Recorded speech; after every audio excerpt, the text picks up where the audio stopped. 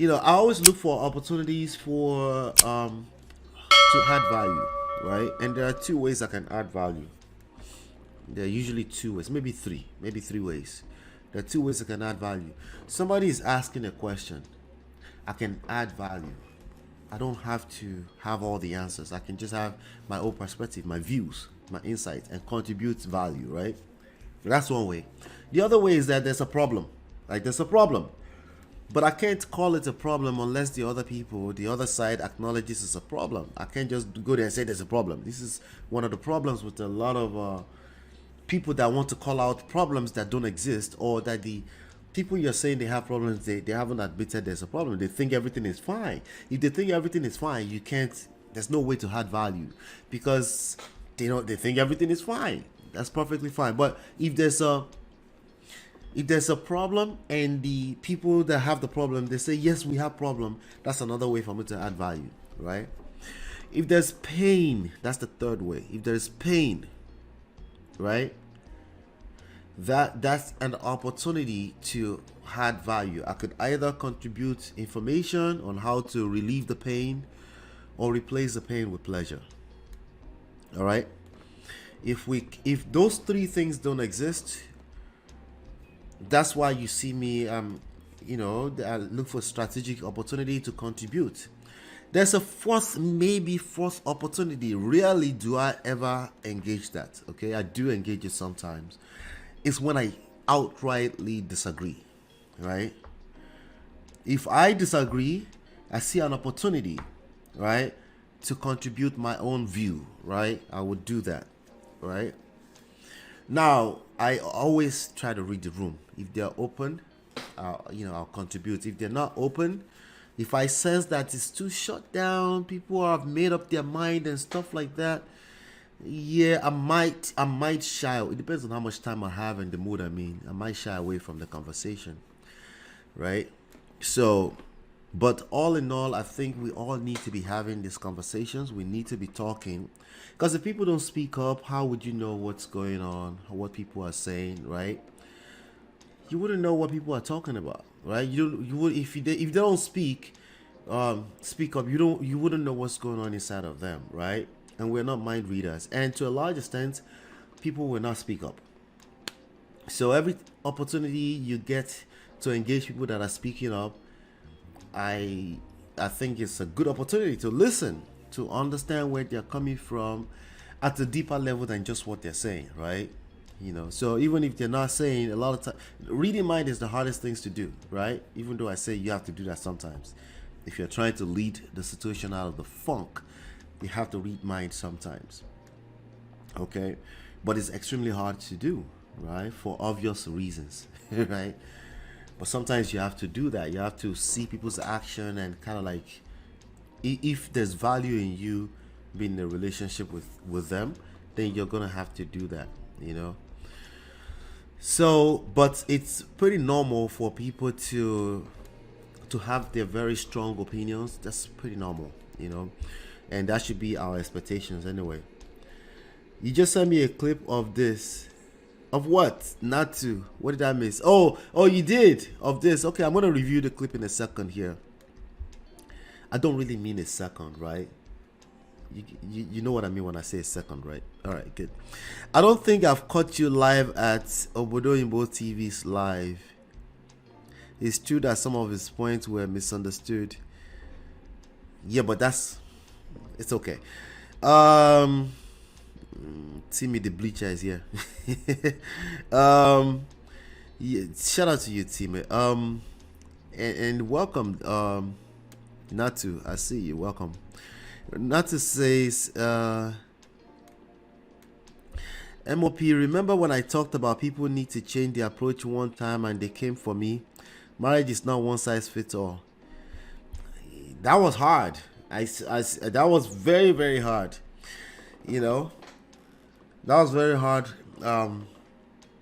Not to because the natural me want to protect Natu, but I was like, no, Natu can handle this. But again, this is friction. This is how we grow, right?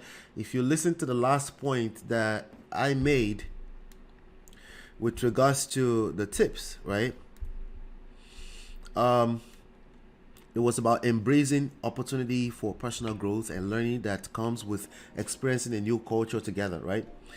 When you express people with new perspectives, sometimes they are your husband or your wife.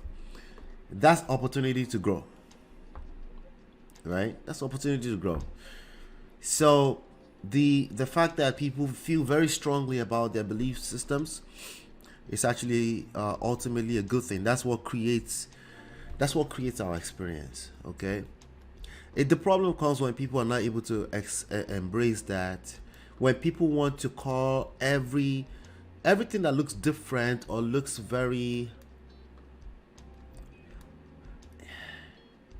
that looks like friction or conflict to them, if they want to call it wicked, they are pushing against growth, right?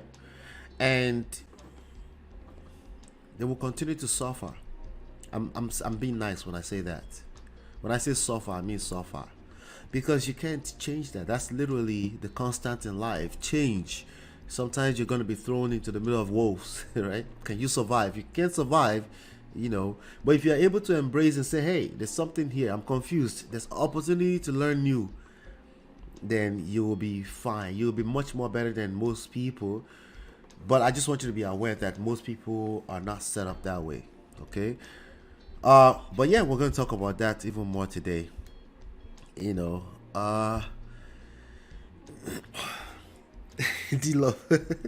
No, leave him alone. Leave him alone. Leave him alone. Timmy is a guy who bleaches his skin. And I find that very, very weird. He hasn't pushed back against it yet, but he's a guy who was here busy defending. Was he defending? I'm not sure. But right now in my head, this is a guy who bleaches his skin. So until he shows off his real face, he's a man skin bleacher.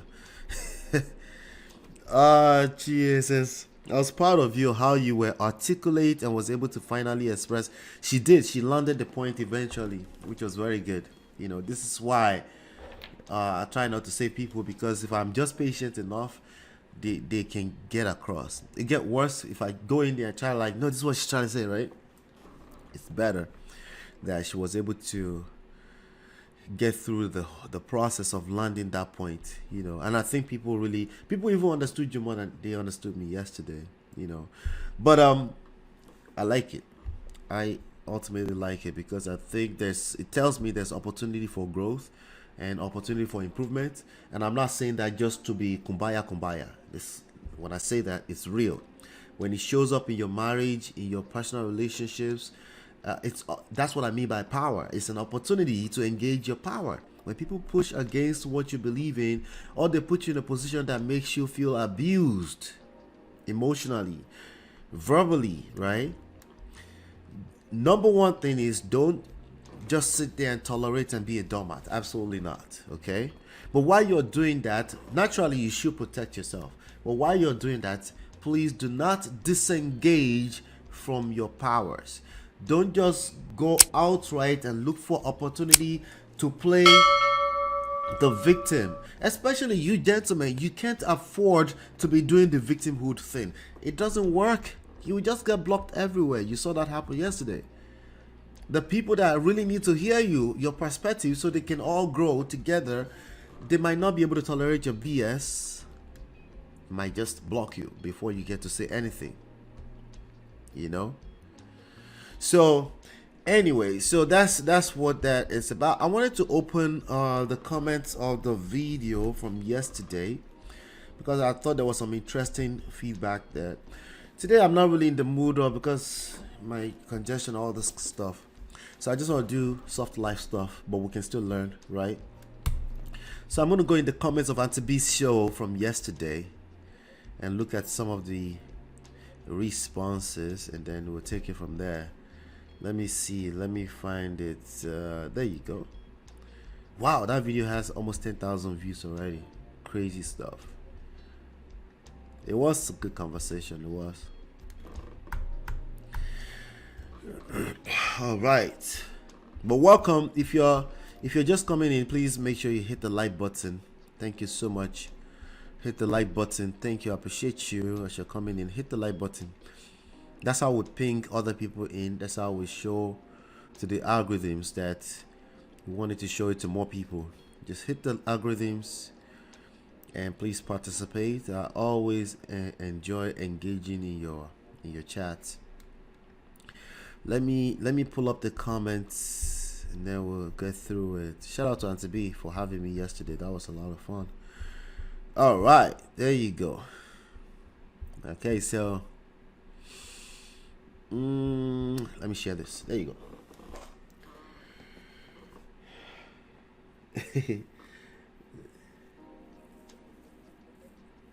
Kolewek. Your sister, you talking about Lola? She's out. She left. What she talking about? She left. But we got this. We got this. Me and the boys, we got this. We got this.